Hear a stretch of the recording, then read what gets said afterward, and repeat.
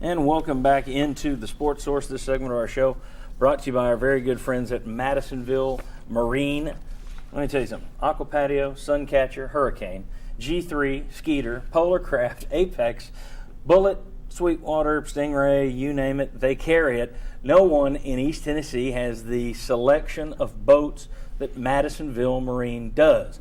When you are in the market for a boat, new or used with a warranty, mind you, new or used, Madisonville Marine has everything in the world you could find or you could even consider on one block of land down there. They've got a nice, beautiful showroom. They got a great big lot outside.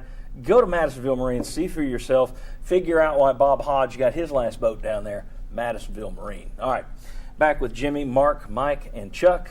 The NBA draft was held on Thursday, and a pair of ex-Vols got selected. Jarnell Stokes fell into the second round. Many thought he'd kind of worked himself up into the first round, but he fell into the second round. The fifth pick of the second round, which 35th overall, to Utah. Utah then traded him to his hometown Memphis Grizzlies. Jordan McRae went with the 58th pick. There were only 60 picks. He went pick 58 to the Spurs, in the San Antonio Spurs, NBA champions, but they traded him to the Philadelphia 76ers. I want to start with Jarnell Stokes. We debated, should he stay, should he go? Mark, he winds up going high in the second round. You don't typically get guaranteed contracts in the second round, but some franchises are giving them to high second-round picks, so it's possible he could get one. Should he have come back to Tennessee? Well, usually it's the top 40 picks are the ones that end up getting guaranteed contracts. No, Jarnell should not have come back because if you know the kid and know the circumstances of, he just didn't like school, a coaching change that now is, we've talked about tempo, but they're supposed to play an up-tempo style that wouldn't really bode well for Jarnell's style of play. And I just think he was ready. And so, no, I don't think he should have come back. Now, in hindsight, he ends up in Memphis, which is great for him. He'll have to battle distractions, but I don't think he should have come back. I think he was ready to leave. He was mentally ready to leave. Mm-hmm. He had checked out pretty much. And I think even that entire past season, he knew that's the next step. He said that he dominated people in workouts, and he was surprised he was drafted behind some of those. But Jarnell has a solid confidence base, let's say. Right. And I think going to Memphis is a really good fit for him. That's where he wants to be. He's been a fan of that team. I think he'll get a really good chance to make that roster. I think that's a good place for Jarnell Stokes.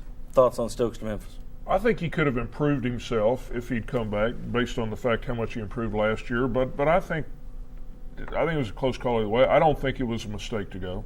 Chuck? I don't think it was a close call, Mike, because I think he really wanted to go after his sophomore year. And he kept having some people tell him that he was good enough to do it. The one thing, Memphis is a really good situation, but you got to be careful about that hometown connection and the local posse and who all you're hanging around with, that you don't lose some of the focus that you would be able to have a little bit better somewhere else. That's good point. Jordan McRae, as I said, went to the Spurs, who traded him to the 76ers. Mark, Stokes with Memphis, McRae with the Sixers. What do these guys need to do with their games to stick in the NBA? What's the first thing both these guys need to do?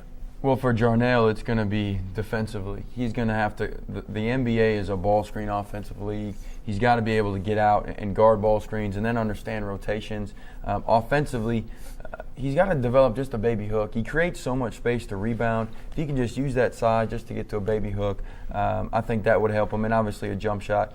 Jordan handling the basketball. He's got to get tougher to handle the basketball. And then again, defensively, learn how to use that length because it's such an advantage to him and able to guard multiple positions.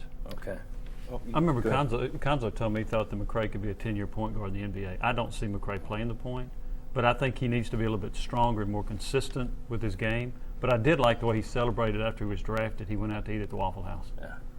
Big party animal. Kind of like a Bubba Watson wins the Masters and goes to the. But did he leave like $108 tip like Bubba did? I don't think so.